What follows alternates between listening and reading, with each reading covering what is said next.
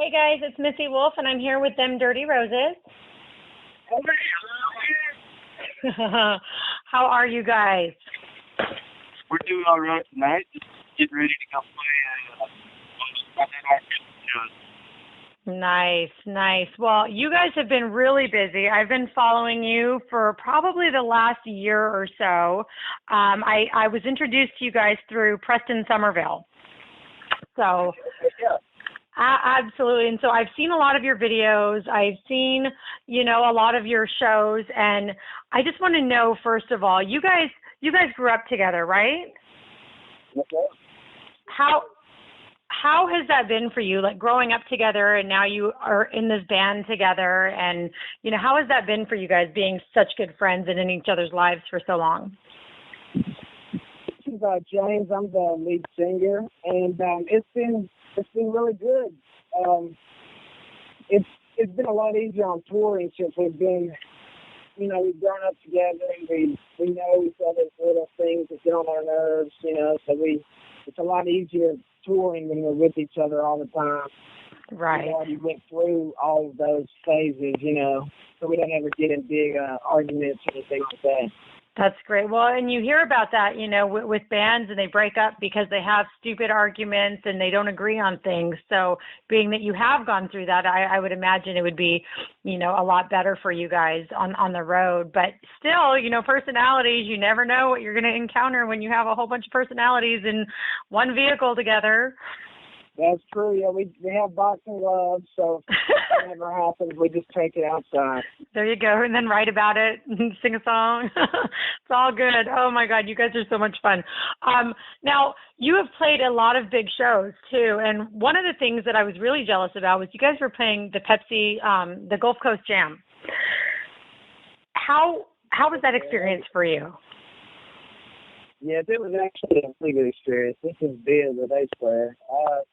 It was a good time for us. We had actually looked forward to it for a while. We went down there the year before that and had some weeks down there doing the Gulf Coast Jam.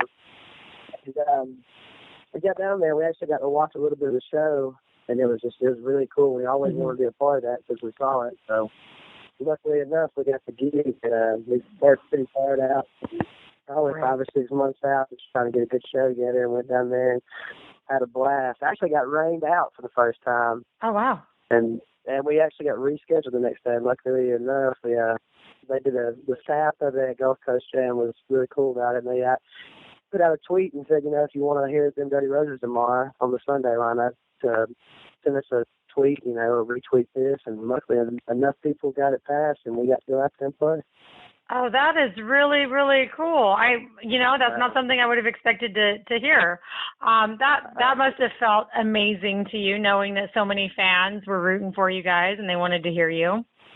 Oh, it was incredible. We were beyond blessed to have something like that happen.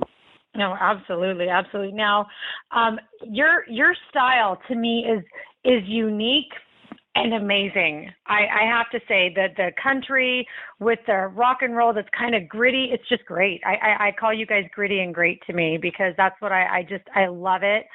Your songs are really awesome. And I want to know, when you're writing, do you guys all kind of write together, or how does that process go for you guys? Yeah, we write together and we write separate a lot, and then come back together and write and finish them off. But we try to write together as much as we can, and just it's been. We just really want to try to stay true to ourselves. I know it's hard these days, but that's what we're trying to do. We're still trying to find ourselves as musicians too, Yeah, and we don't want to be stuck into one box. So we just, as much as we're growing together as friends and brothers and bandmates, we're just trying to keep making that music, that the best music we can make, that reflects that. Right. And I mean, the fans definitely, are going to respond well to that, I think. And one of the songs that I was actually listening to today was Cocaine and Whiskey. And okay, the content, other people may, whatever. I loved it. I thought it was great. And, it's real. It happens. Cheating happens so much. And people, people let their dreams leave with them when they, have these breakups and stuff. And so when I was listening to that song, I was relating it to a different part of my life. And I thought, wow, that's a really great song. So I want to know, what was it like writing that song? What was going through your head? Was this like something real or something you had seen other people going through? It was both. It was stuff that I had been through, but then it was actually what gave me the inspiration, I guess, was I was sitting around in my room, and I was playing guitar, and I messed around. There was like a cop show or some kind of cop show. I don't think it was cops, but it was something like that. And there was this couple that had broke up, and they were engaged, and the cops show up and one of them wants their engagement ring back, but the other one said, I'll give you that back whenever you give me all my cocaine you stole from me back. I'm just thinking, what a crazy ass story.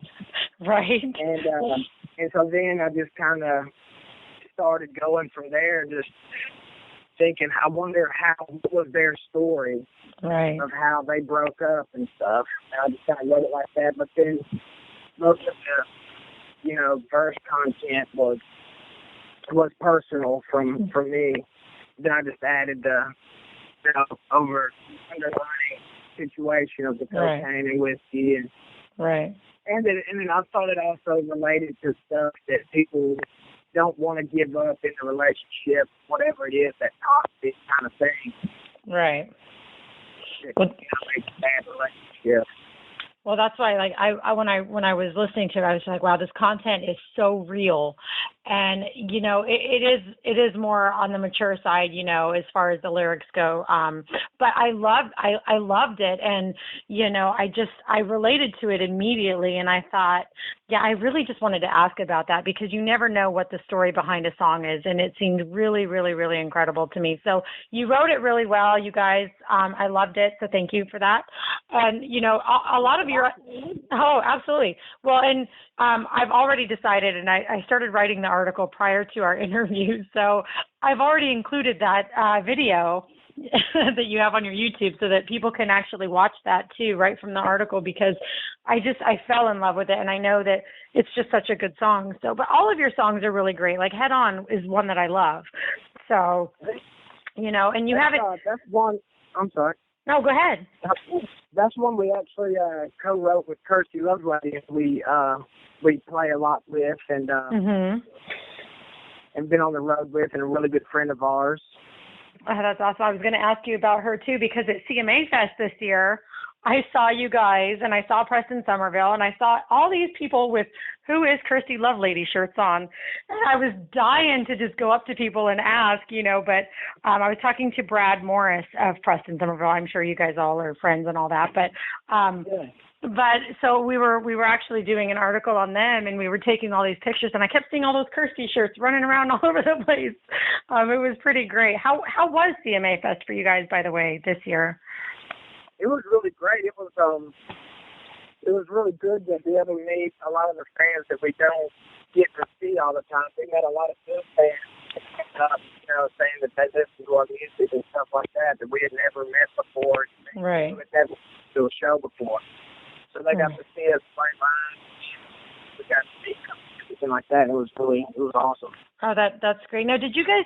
I'm not sure if my memory is correct, but were you guys playing outside at CMA Fest, like across from Fanfare X, like Caddy Corner? Were you guys playing out there? We did it acoustic. Andrew, our guitar player, and I did it acoustic thing at the Jack Daniels stage kind of thing, and then we went over to the Tin Roof on Broadway and did a full band performance later on. Right. I was there at the Tin Roof. So yeah, no, I definitely remember seeing you guys play, but I was like, I thought there was like another stage that they played at. I just couldn't pinpoint where you were. But, I love watching you live. Your guys' energy on stage is really pretty phenomenal. And you get the crowd just on their feet and going and grooving right along with you. And does that keep you guys energized and keep you guys going for more when you see the audience respond like that? Definitely. By the way, this is Andrew again, the guitar player. Yeah. Yeah, definitely. It is. It's one of those things that we all kind of. I mean, that's really the reason that we all got into this. I mean, obviously we love the music, but we love seeing people respond well to it, have a good time. If we can give them at least half of the feeling that we have when we're up there playing, then that means that everybody's going to be happy. Right. Exactly, and it's just something we love. We kind of feed off of that, you know. Right. Don't get me wrong, you know, we can play anybody, whether it be 2 or 2,000, and still have a good time. But we definitely feed off of it when the crowd gets into it. Absolutely. Well, I would imagine it would kind of be hard not to. And you're. I mean, I've seen your guys as fans firsthand, and they're loud and fun, and they just seem to really respond to you guys so well. And it's so entertaining to watch. I love it. I love the reactions of everyone, and it makes my job a lot easier when I go to write an article or anything, because I'm like, wow, everybody's having a great time. This is awesome. So, you know, and I want to thank you guys for that, because I love entertainment and I love just watching everybody do their thing, and you guys do it really well. And one of the videos that I saw on YouTube was your cover of She Talks to Angels by the Black Crowes. I fell in love with that, and I want to know, is that room always set up like that? Because of the way that the lamps were and everything, I just thought that was just an incredible room and a place for a video. It changes from week to week depending on what we need it for. Right. Sometimes when we come off the road for a little while and we need to unload our trailer for one reason or another, it looks more like a warehouse. And sometimes we have to set up kind of pretty like it was that day if we're going to be kind of hanging out in there. Right. Studio type environment. So it's really, that's kind of our all-purpose room. That's the first one when you walk into our house. It's kind of the catch-all. Whatever we happen to be doing. If we're filming a music video or something, we'll have a bunch of props sitting in there. If we've been on the road, we'll have suitcases and road cases and all that stuff. And well, if we're home for a little bit working in the studio or something, we'll have a couple of acoustic guitars sitting out there and, you know, just kind of stuff like that. And then, like I said, it's a catch-all jam room. Mm-hmm. You know what? I loved the vibe of it in that video.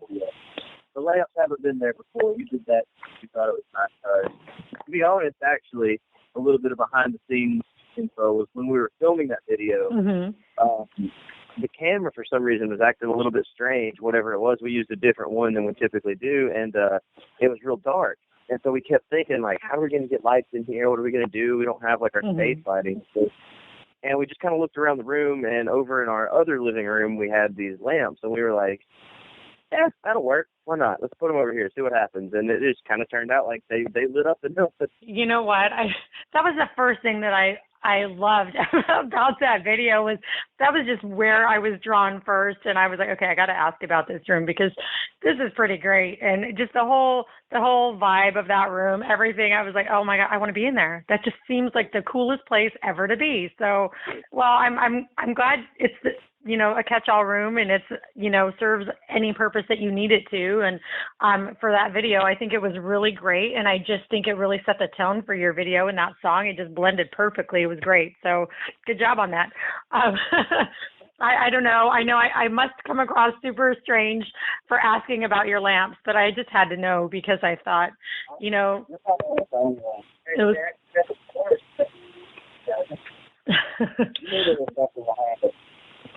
Well, I'm just glad. I'm glad I saw it. I'm glad I asked, and I'm glad you guys shared that story with me because it's pretty cool. Now, one thing that you guys are doing for your fans, which I also think is super phenomenal, and not enough people do it, is when they sign up on your website for the newsletter, you give them a free download of your song Molly. Who came up with that idea? Who inspired you to do that?